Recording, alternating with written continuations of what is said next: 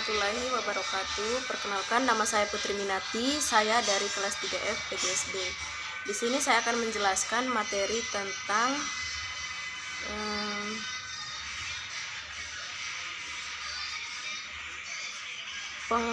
pendidikan demokrasi sebagai esensi PKN.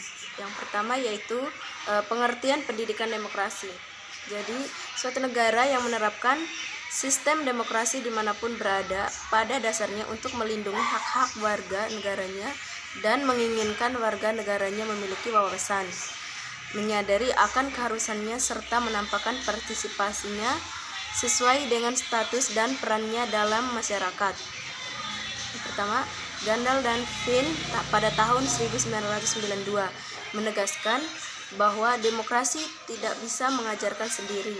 Yang kedua, Thomas Jefferson sebagai penulis Deklarasi Kemerdekaan Amerika dalam Wahab 2001 menyatakan bahwa perilaku warga negara yang demokratis tidak akan terjadi dengan sendirinya, tetapi harus diajarkan kepada generasi penerus. Yang ketiga, Winata Putra 2001 menjelaskan bahwa pendidikan demokrasi adalah upaya sistematis yang dilakukan negara dan masyarakat untuk memfasilitasi individu warga negara agar memahami, menghayati, mengamalkan, dan mengembangkan konsep, prinsip, dan nilai demokrasi sesuai dengan status perannya dalam masyarakat. Jadi, pendidikan demokrasi yang baik adalah bagian dari pendidikan yang baik secara umum. Berkenan dengan hal tersebut, disarankan Gandal dan Finn 1992 perlu dikembangkan model school-based democracy education dan 4 alternatif, yaitu yang pertama, perhatian yang cermat, yaitu landasan dan bentuk demokrasi. Yang kedua, bagaimana ide demokrasi telah diterjemahkan ke dalam bentuk kelembagaan dan praktik di berbagai belahan bumi dalam berbagai kurun waktu. Yang ketiga, tersedianya kesempatan bagi siswa untuk memahami kondisi demokrasi yang diterapkan di negara di dunia untuk memperluas wawasan siswa dalam aneka ragam sistem sosial demokrasi dalam berbagai konteks. Yang kedua, tradisi ilmu sosial. Tradisi pertama yaitu tradisi citizenship transmission, yaitu menekankan pada esensi bahwa para siswa perlu mendapatkan pengetahuan sebagai kebenaran yang diyakini sendiri.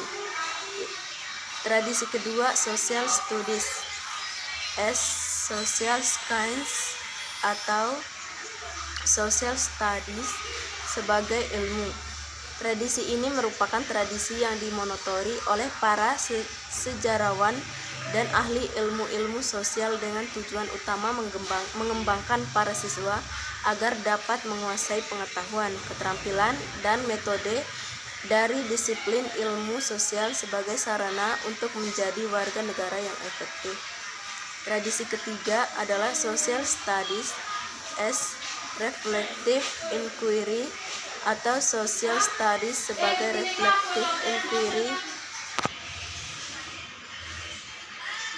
Wahab 2001 menjelaskan bahwa tradisi ini menekankan pada proses of inquiry melalui mana pengetahuan diperoleh dari apa yang seharusnya diketahui oleh warga negara untuk pengambilan keputusan dan pemecahan masalah.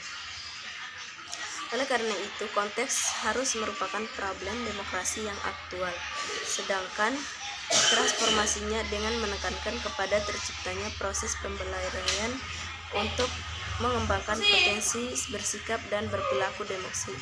Mungkin itu saja dapat yang saya sampaikan. Lebih dan kurangnya saya mohon maaf. Sekian dari saya. Wassalamualaikum warahmatullahi wabarakatuh.